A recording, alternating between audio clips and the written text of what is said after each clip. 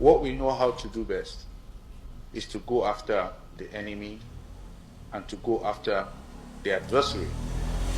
The enemy in this case are the terrorists, the violent extremists, and anyone who constitutes himself, herself as a group, community, or whatsoever, hindering the safety and security of citizens.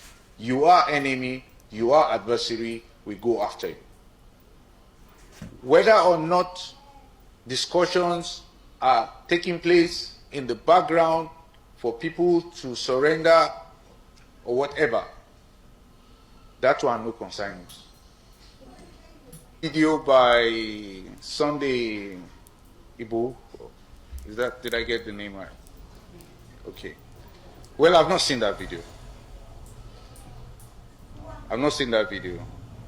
I would take my time to look for that video after this briefing. But one thing I can say is that the military has always welcomed, we have always welcomed alternative ideas. We've always welcomed communities. We've welcomed stakeholders to come forward, provide ideas on how we can change the situation and make it better. If what he's saying is to make the situation better,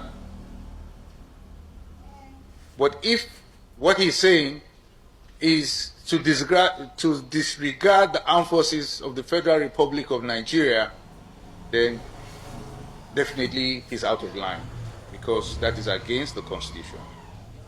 So I think when I watch that video, if I have not answered the question appropriately here now, when I watch that video, I think I will give the video tí Awọn yẹn tí kan nínú àwọn ọ̀gá ológun tí wọ́n sọ lórí olóyè Sunday Igboho. Ó túmọ̀ sí wípé àwọn tí wọ́n sì jẹ́ aṣíwájú yẹn wọ́n mọ rírì iṣẹ́ takuntakun tí olóyè Sunday Igboho Adéyẹmọ tí ó ń ṣe nípasẹ̀ lílé àwọn Fúlàní yẹn wọgbó lọ. Ṣùgbọ́n eléri ibú àwọn aṣíwájú mọ́dàlúrú, Yorùbá ní aṣíwájú tó bá ń fẹ́ dùn nílùú, wọ́n ní kò ní bá wọn fún èṣù ní àdíẹ̀ yan. Àwọn aṣíwájú kan wà tó yẹ pé bóyá àwọn náà ń lọ́wọ́ sí àwọn nǹkan tó ń ṣẹlẹ̀ yìí. Irú wọn nìkan ni ò ní jẹ́ kí Sunday Igboho tẹ̀ wájú, tàbí tí wọ́n fi Sunday Igboho sí wanted wípé bóyá ó ń dà lóru ni. Ẹ̀yin náà wò nísìnyí, ta ló tó kojú àwọn pípù yìí. Wọ́n ní wọ́n náà wà lọ́yọ̀ọ́, wọ́n ní wọ́n ti ń wọ Ọ̀yọ́ lọ, Èkìtì, Ògùn state, wọ́n tún dárúkọ àwọn ìlú méjì kan. Kò sẹ́ni tó kápá wọn. Ọ̀rọ̀ tí Portable dẹ̀ sọ wípé bóyá Sunday Igboho gba owó kan, Sunday Igboho gba owó kankan lọ́wọ́ anybody láti sort up. Bọ̀yẹn tètè ẹ̀ bá di tójú ẹ̀ bá dẹ̀ fọ́ nìkan ló máa wò pé ṣebí wọ́n gbọ́, wọ́n dẹ̀ ń rí ohun tí nǹkan tí Buhari olóògbé tó fojú Igboho rí. Wọ́n lọ sílé Igboho, àwọn DSS lọ sílé Igboho, wọ́n dabẹ̀rú, wọ́n fẹ́ pa Ọlọ́run kò yọ. Ẹ̀wọ̀n tójú Sunday Igboho rí látàrí èmi àti yín láti gbé wá níjà. Wọ́n mọ̀ pààyàn bẹ́ẹ̀, àìmọye àwọn ọmọ ogun Sunday Igboho ló mọ̀ bá lọ. Still náà Igboho ní ẹyọ wọ́n tẹ̀lé kó lórúkọ mi. Níṣe tí ó wá rí bó ṣe rí ìsìn yìí tí ò sọ nǹkan kan mọ́ nípa ẹ̀wọ̀n tó ń ṣẹlẹ̀. Ẹgbọ́n tí wọ́n sọ náà, ẹ jẹ́ kí Sunday Igboho padà wá láti wá gbà wá lẹ̀.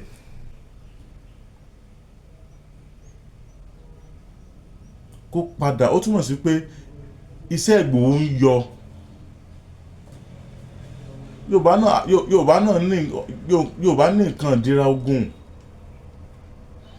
Yorùbá náà ń kápá láti kojú àwọn kinní yìí. Ṣùgbọ́n ta ló fẹ́ jáde táwọn ìjọba olórí burúkú yóò tún ní sọ wípé wọ́n fẹ́ dà lóru ni. Àwọn tó dẹ̀ kàn ló mọ̀, àwọn òṣèré tíátà ẹ̀yin òṣèré tíátà, ẹ̀yin gbajúgba, ẹ̀yin celebrity, ẹ̀yin olórin sọ̀rọ̀sọ̀rọ̀, ẹ̀yin òṣèré tíátà, ẹ̀dẹ̀ rí tó ń ṣẹlẹ̀, elérìbú kọ̀ọ̀kan nù yín dá sí afẹ́ ayé lẹ̀ ń ṣe sódìgbà tó bá kàn yín bí ò kàn yín sódìgbà tó bá kàn àwọn èèyàn kọ̀ọ̀kan tẹ́ ẹ mọ̀.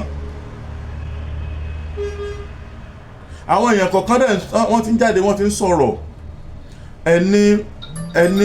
ẹni àwọn tí wọ́n jẹ́ ẹni àwọn viewers tó pọ̀ láwọn fans tó jẹ́ pé tẹ́ bá ṣe fídíò kan á lọ ọ̀rọ̀ tẹ́yìn náà bá sọ bóyá bẹ́ẹ̀ lẹ́bẹ̀ẹ́ àwọn ìjọba láti bá awójú tuntun tó ń ṣẹlẹ̀ ẹ̀yin náà ti ṣe nú ẹ̀ nìyẹn.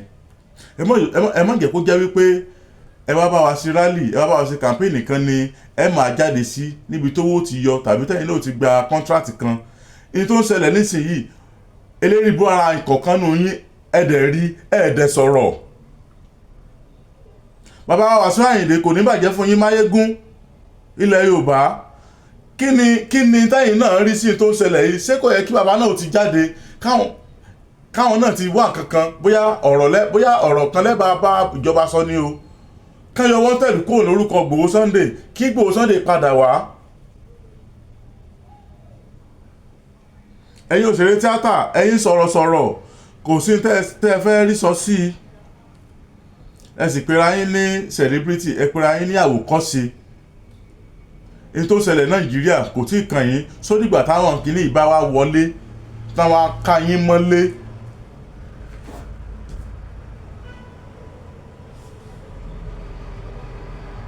Ó ga o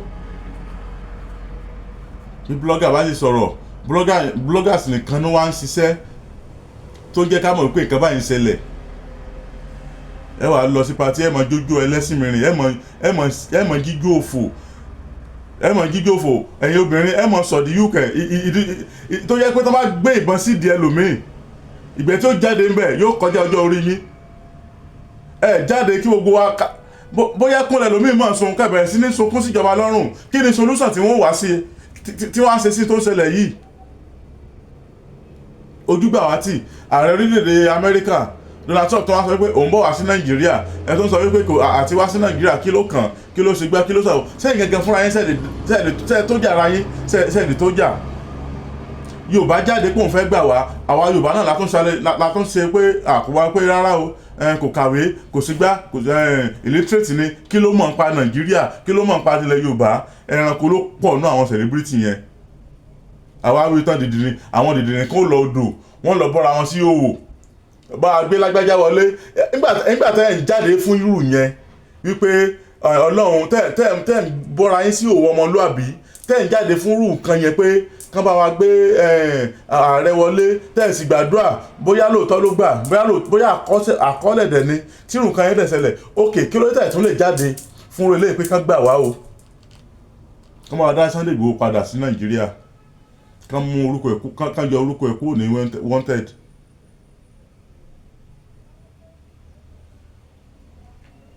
bóyá ẹ̀mọ̀ pé kan yín ṣẹlẹ̀ sí Nàìjíríà tó dìgbà tẹ́ bá lọ patí tán kàn di lọ́sàn kan òru kan tán gbé mọ́tò kọ̀ǹtẹ́nà bí mẹ́fà wá tán rọ gbogbo yín sínú mọ́tò yẹn tán wà yín lọ bóyá gbà lẹ́tọ̀ mọ́ wípé òpógun ti dé sí Nàìjíríà.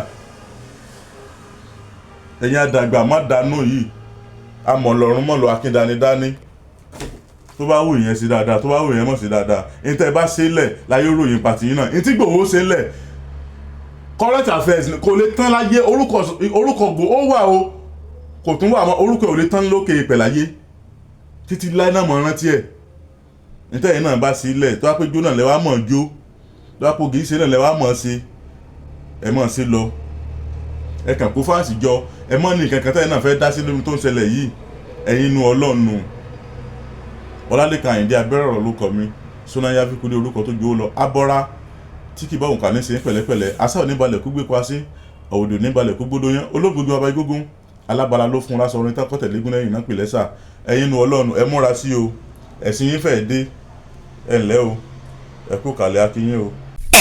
bẹ́ẹ̀ àtúní ìgbàlọ́lọ́n jálajàlá àlùwàlà ọba tó yanjú ìṣòro ẹ̀dá ní rọrùn tó wá fi bàbá mẹ́yà sí spiritual consultant kẹwàá ní nàìjíríà pẹ̀lú kún fáyà kún ọlọ́run náà ó ní kí gbogbo ntáyé ti dé tó bá ti dọ́dọ̀ bàbá mẹ́yà sí kí gbogbo ẹ̀ máa tó bí sí ni láì wọlá oníṣẹ́ ńlá mahama wọlá sírí súrátù yàsí nínú kúrìánì karim àwọn ọmọ tó mú kó mu fàfàkúfà kí wọ́n filẹ̀ fúnra wọn kí ló ń jẹ́ ìjákulẹ̀ lórí iṣẹ́ àmúbọ̀kọ àbíyáyá disappointment promise and fail business connections obìnrin tó fẹ́ lóyún tó fẹ́ bímọ ọkùnrin tí ò lè ṣèṣe akọni lọ́dọ̀ obìnrin ìtọ́jú ẹ̀ wà dáadáa tẹ bára ẹni tó ń fojú kó jàǹkárí wọ̀ kò ní rí bẹ́ẹ̀ mọ́ mọ́ṣálá ẹ máa bọ̀ lọ́dọ̀ bàbá mi yàsí spiritual consultant nílùú Àbújá FCT ẹ tún lè pè wọ́n sórí aago 0913-838-3600 tàbí 0812-637-5711 ìlànà àmọ́ inshallah.